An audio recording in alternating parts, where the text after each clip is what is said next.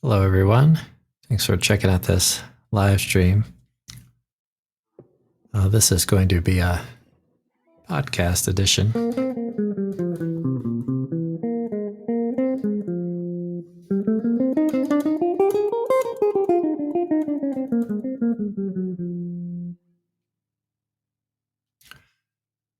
So, one thing that I want to check out as we work on a tune is the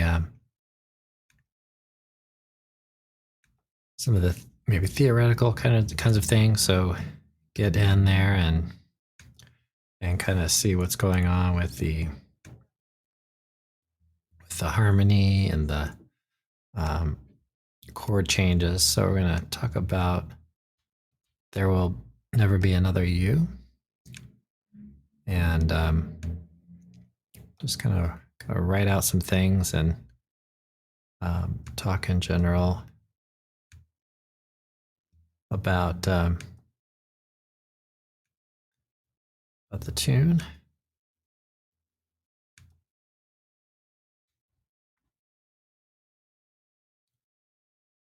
All right, so let's dive into it here. So one thing that's kind of interesting about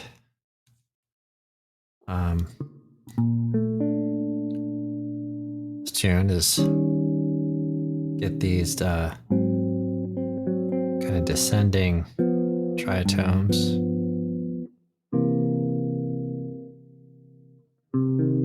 Then we change it up a little bit here. Okay, so we're going to learn a little bit about that. I have some things I want to share with you on that. And to start out with, let's see if we can talk a little bit about the key center and everything.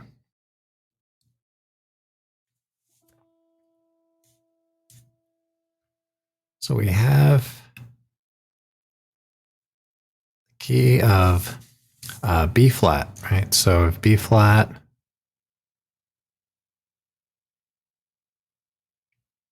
let's just write out the scale to start out with. So to write on a major scale, we start on let's say B flat. So then we can say, okay, a whole step to C, whole step to D, half step to E flat, whole step to F,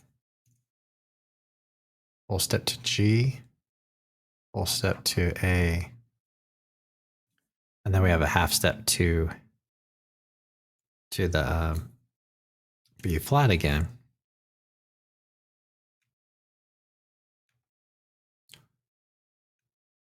And now we can think about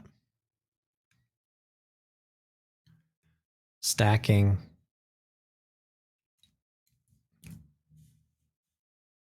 notes. So right now these are just kind of notes. And now if we go ahead and stack every other note in the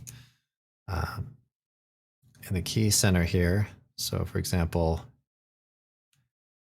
B flat, if we said, okay, B flat to D, F, A, if we use that, then we say, okay, we have a B flat major 7. So the first interval there is a major third, and then we have a minor third, and then a major third. So that gives us this type of quality to it.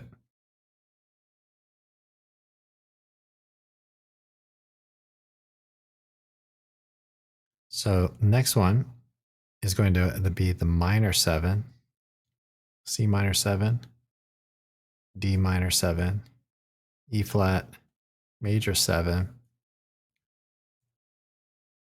F7, G minor 7, and C half diminished 7.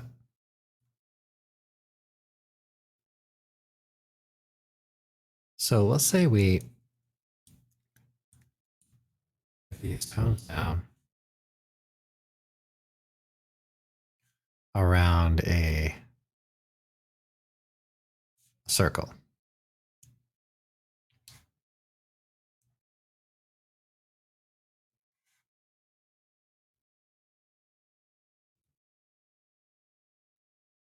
And then we can kind of tend to loop the idea of these intervals.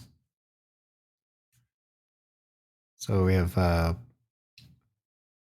B flat. I'm going to have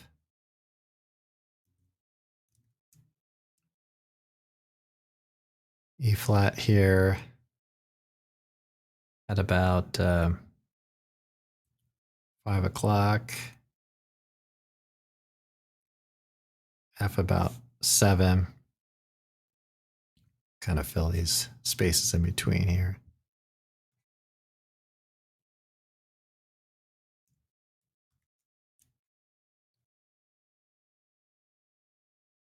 Okay, so B flat, C, D, E flat, F, G, and A.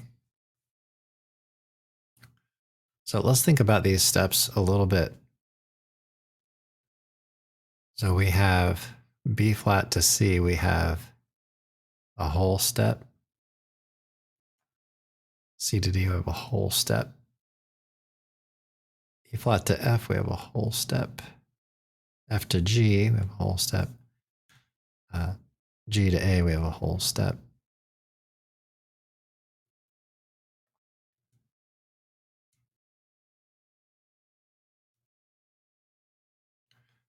Okay, so let's think about the half steps.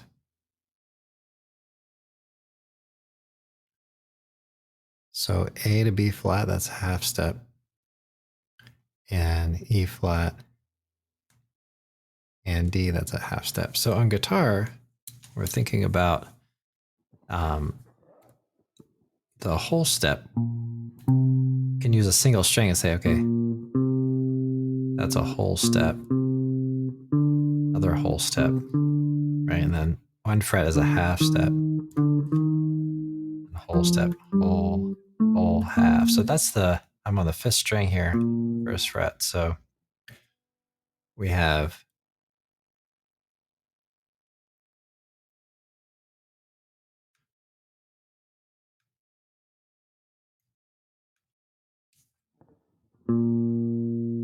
fifth string, 1st fret. So move to 3rd fret, whole step, 5th fret, whole step, and then half step to the E flat. Whole step to F, whole step to G, whole step to A, and half step to B flat.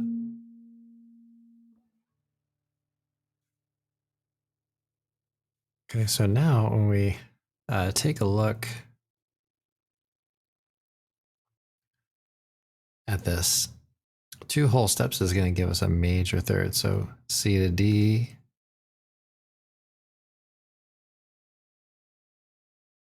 D to F, so a minor third because we have a whole and a half.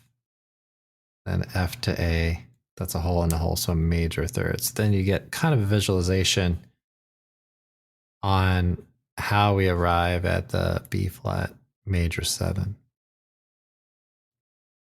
C minor 7, if we start here, we get C to E flat. Now that's a whole and a half, so that's a minor third.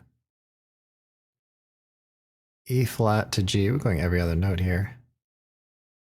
That's a whole and a whole, so that's a major third.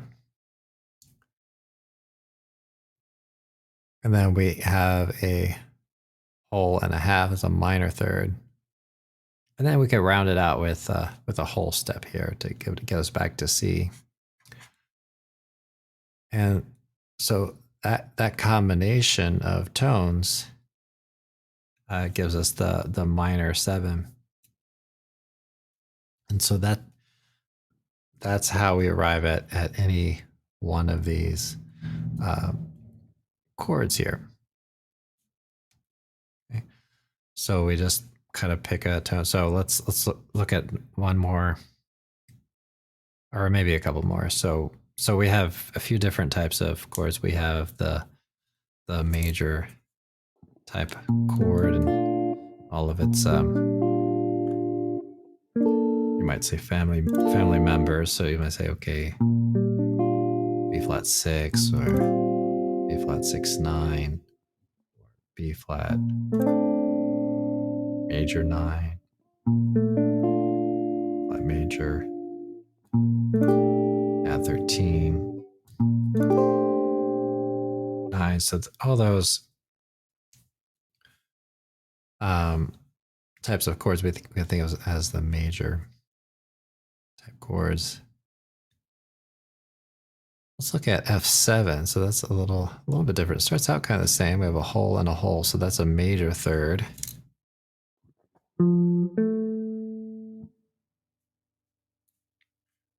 Now we have a half and then a whole. So that's going to be a minor third.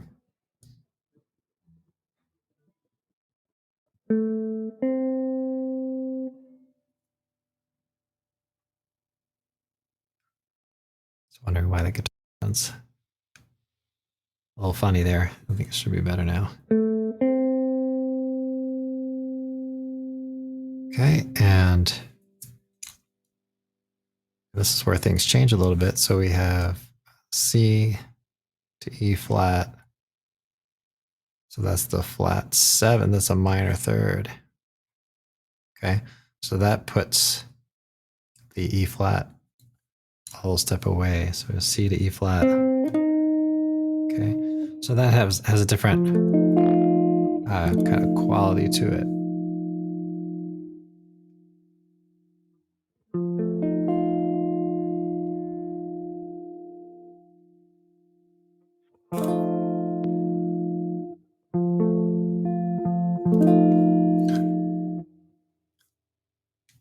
Okay, so far we've talked a little bit about the major, or the major 7, the F7.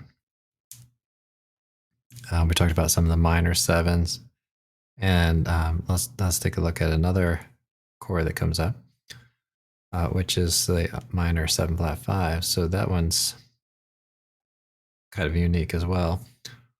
So A to C, we get minor third. And then C to E flat. So that's another minor third. So we didn't have that before. We had some combination of minor third and major third. So that's what kind of makes this one a little unique. So we have a diminished triad there to start out with. And then E flat to G, that's going to be a whole step.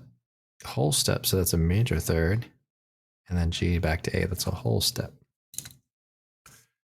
Okay, so that we get these kinds of intervals. So minor third,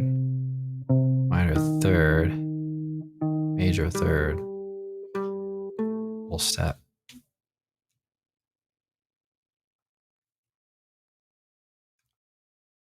Okay, so that's how we can arrive at all of these chords when we analyze a tune.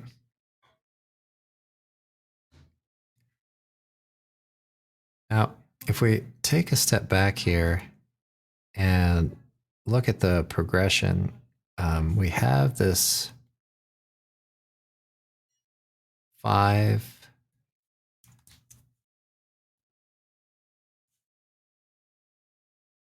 one here, and this is a very important part of the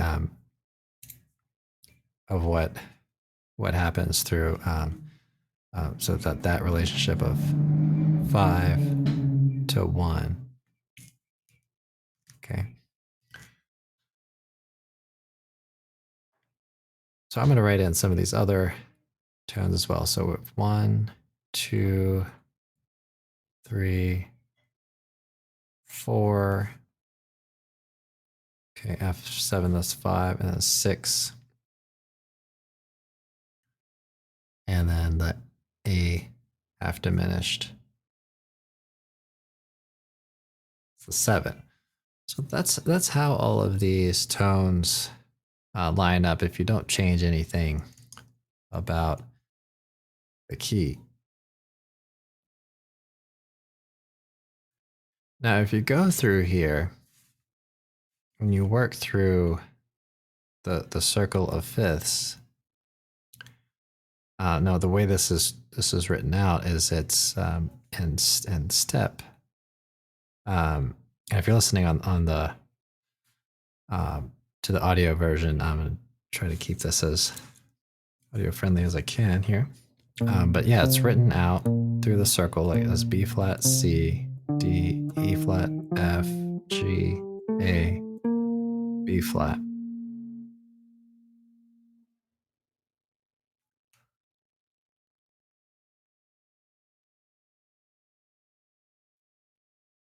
So if we back up here a little bit and take a look at our progression, and we kind of do it in reverse, let's say. So we know we're going to end up on B flat major 7 at the end. So we get F7 before that. We're going to have C7 before that. We do have a C minor, but we have a C7. I'm going to skip over that one. G7. Okay. Now something kind of relating to D7, but we have A flat 7. And something kind of relating to A7. And that's the E flat 7.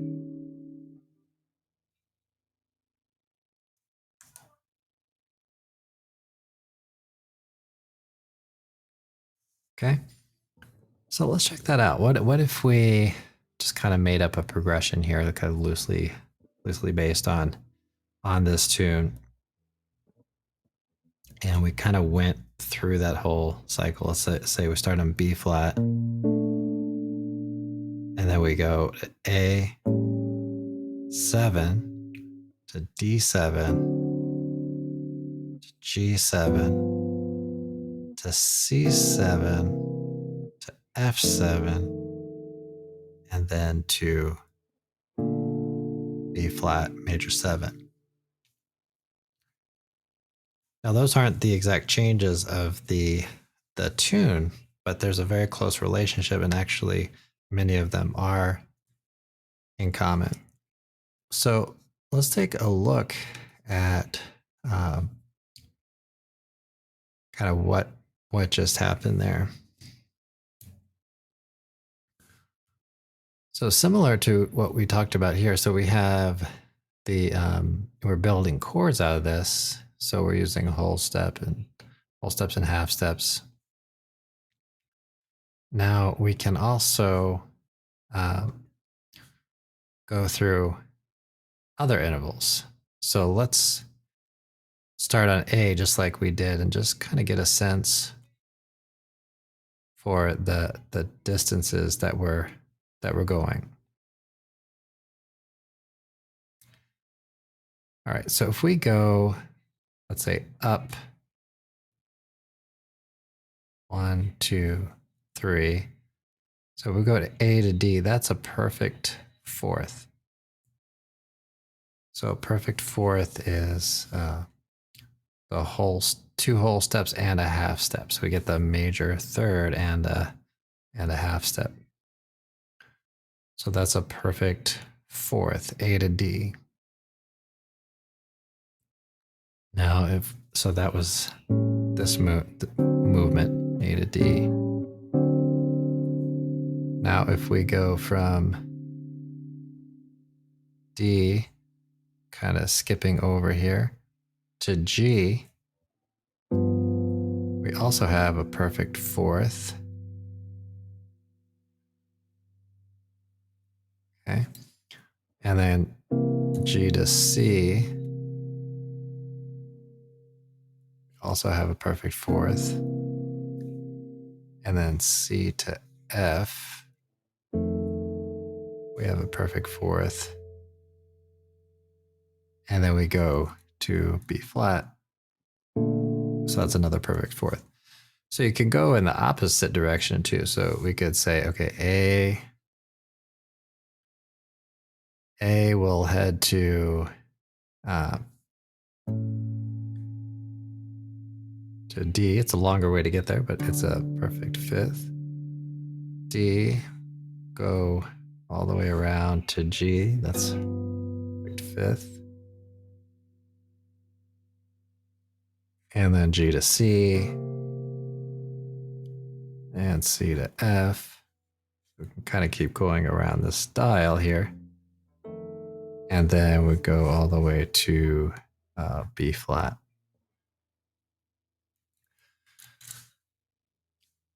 Now, the way we're playing it on guitar is sometimes we're going up a fourth, sometimes we're going down a fifth. So that's kind of the part of the beauty, I guess, of the circle of fifths is that,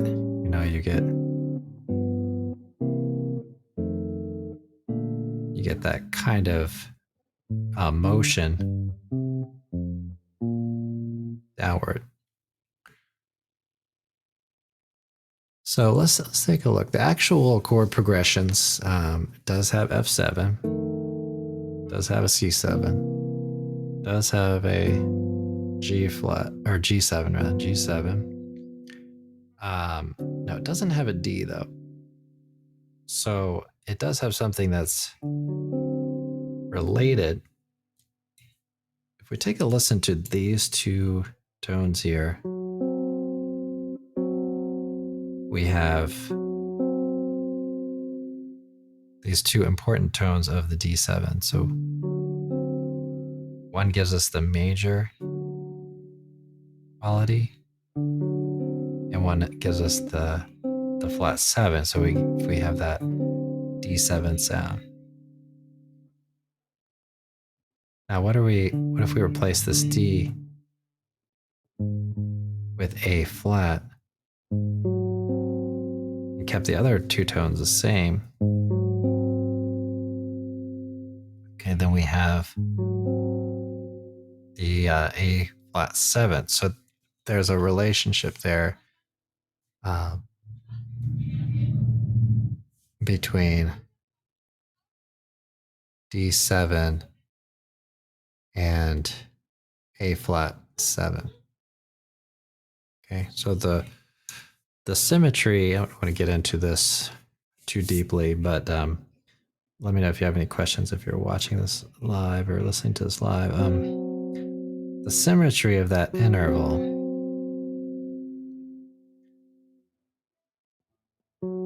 So as we talked about before, the fifths and the fourths, if you invert them, but use the same two notes, the interval changes. So you get a fourth up, or you could go a fifth down.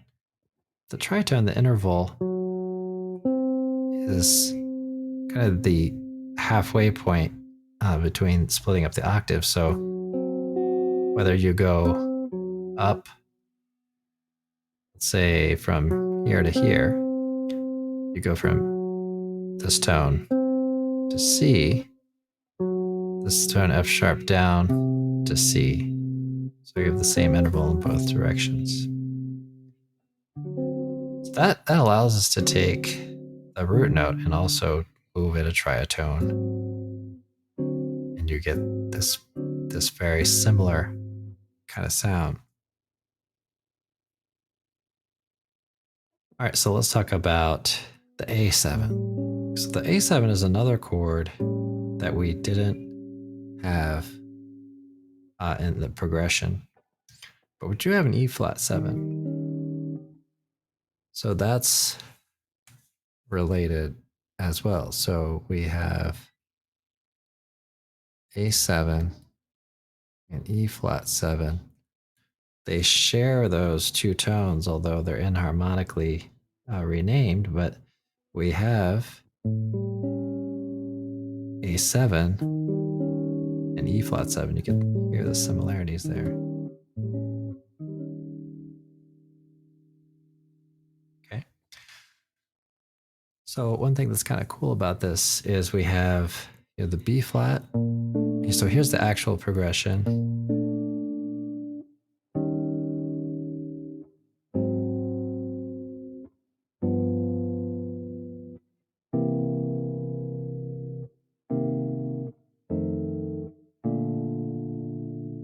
Okay, so you get here that we have this motion. We start with B flat. We're going to remove the roots.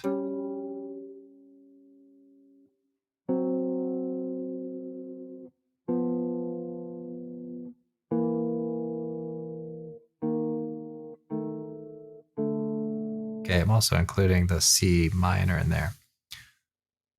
All right, so that's a little bit of some theory, a little behind what's happening on at least the A section. So we take a look at if we take a look at dominant seventh chords and we go through the circle of fifths, we sort of get this progression, this sort of phenomenon where we have this tritone that moves down. So we have I'm on string 4, fret 5, string 3, fret 6. Okay, so we have E flat 7, A flat 7, G7, C7, and then F7. Although we have a little bit of movement from C minor 7 to the F7.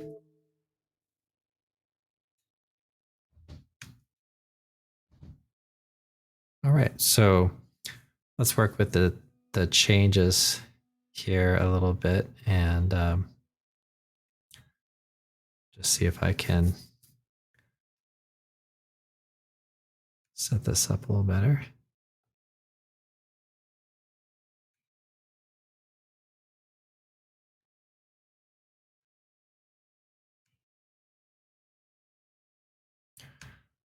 All right, so we're going to take it kind of change by change and get a sense for how all of this moves from one chord to the next. So here I am again. So these are the actual changes to the tune.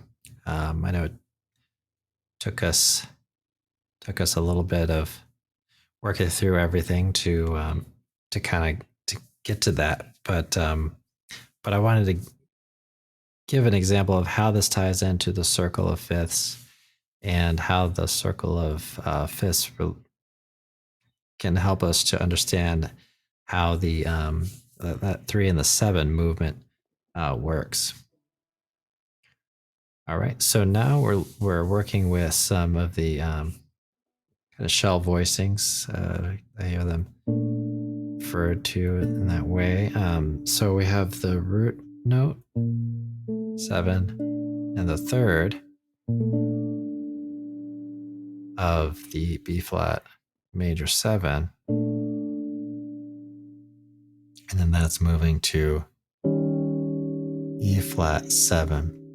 So I want to get a sense for, okay, what's that change? What's that motion?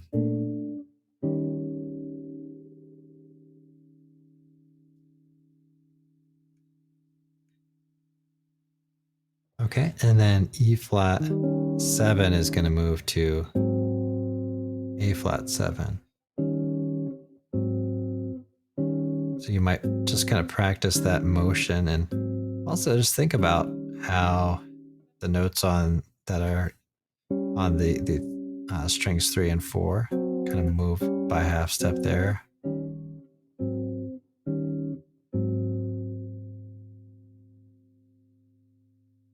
Okay, and then A flat to G7.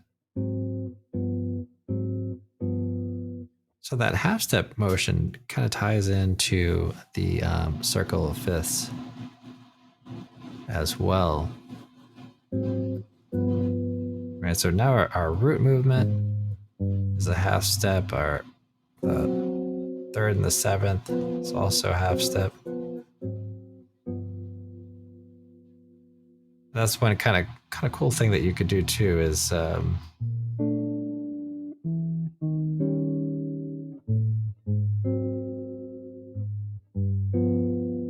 is use some of those half steps sometimes, maybe to create portions of a bass line. Okay, so there's the A flat 7 to the G7.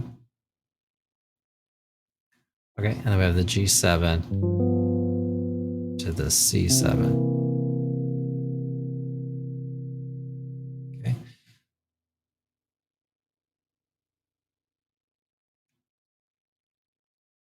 Okay, now C7 becomes the C minor 7. So really everything kind of stays the same, except for this note in the 4th string. Okay, moves down by half step. And then this 2-5 motion, so C minor 7 to F7, and then F7 to B flat major 7.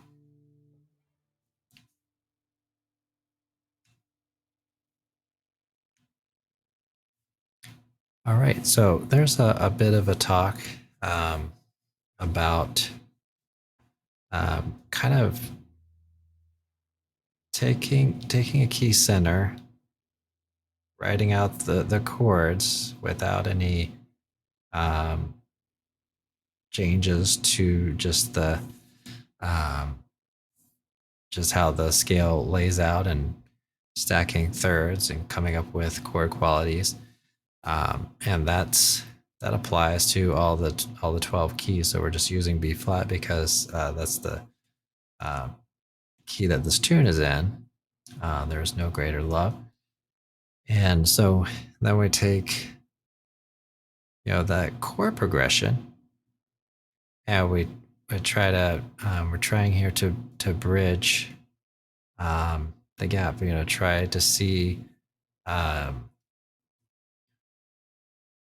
what's different and what's the same, and where these things might be kind of coming from. So as you can see, we could have worked a little bit backwards. So we had the F7 to B flat 7, then we talked about C7 and G7, and then ended up being A flat 7 and E flat 7.